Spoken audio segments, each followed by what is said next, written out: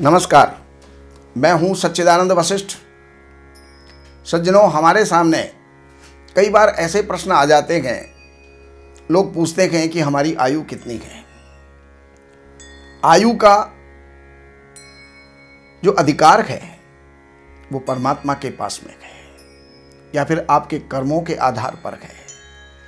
लेकिन फिर भी शास्त्र जो है आयु 3 प्रकार की बताता है: मध्यमायु, अल्पायु, पूर्णायु। तो उसके अंदर 32 वर्ष तक की अवस्था तक अल्पायु कहलाती है, 64 वर्ष की अवस्था तक मध्यमायु कहलाती है और इसके ऊपर लेकर के 100 वर्ष तक पूर्णायु कहलाती है। लेकिन कभी कभी जन्म के समय पर कुंडली के अंदर बालारिष्ट योग भी होते हैं। तो बालारिष्ट के अंदर जन्म लेते ही 2 महीना, 4 महीना, 6 महीना, 1 साल, 2 साल, 5 साल के अंदर भी जो है मृत्यु आ सकती है। लेकिन अगर उनसे बच जाता है, उन सारे योगों को जो है कुशल ज्योतिषी से दिखवाना चाहिए। और उसके पश्चात अब इसके अंदर मैं सिंह राशि वालों के लिए कुछ बता रहा हूं।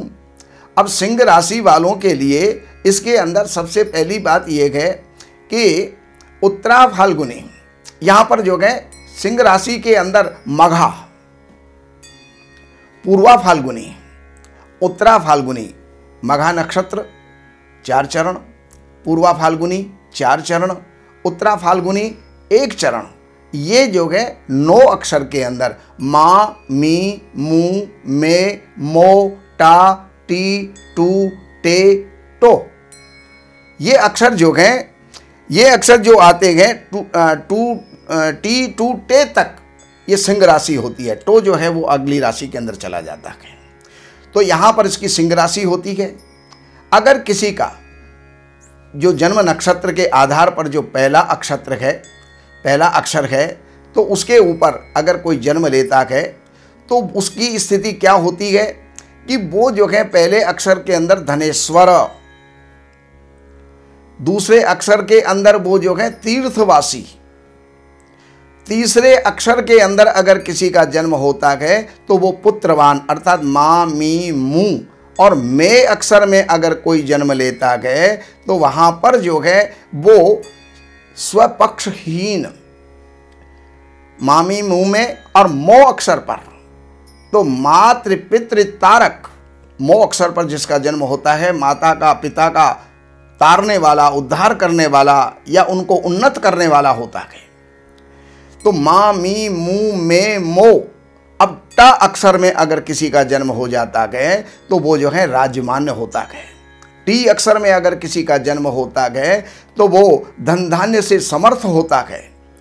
तो टा, टी, टू अक्षर वाला जो है वो निर्धन होता है, धन का अभाव रहता है, धन के लिए संघर्ष करना पड़ता है। और आगे के जो अक्षर हैं वो उनके लिए जो है चौर्य, यानी वो अच्छे कर्म करने वाले नहीं होते। अब इसके अंदर शास्त्र ये कह रहा है कि ऐसे व्यक्ति क्या क्या कब कब उनको जो है कष्ट होता है। तो पहले वर्ष में कष्ट होता है, फिर उसके पश्चात 10वें वर्ष और 15वें वर्ष के अंदर उसके अंगों के रोग होते हैं, 25वें वर्ष और 45 वर्ष में कोई देव दोष होता है और उसके पश्चात सन्निपात कहते हैं, तीनों रोग मिल जाना, वात, पित्त और कफ, ये मृत्यु तुल्य होता है, मृत्युजन्य होता है और इसके अंदर कष्ट होता है। 51 और 61 वर्ष के अंदर घात होता है।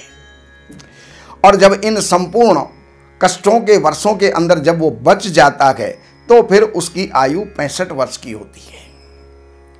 अब शास्त्र उसके आगे भी ये कहता है कि वो व्यक्ति श्रावण का महीना, शुक्ल पक्ष, 10वीं तिथि, रविवार का दिन और पूर्वा फाल्गुनी नक्षत्र के प्रथम प्रहर के अंदर वो अपना शरीर छोड़ता है। तो इन बातों को अक्षर से सत्य ना मान करके अपने कर्मों पर प्रवृत्त रहिए, कर्मों को करते रहिए, क्योंकि आयु परमात्मा की देन है।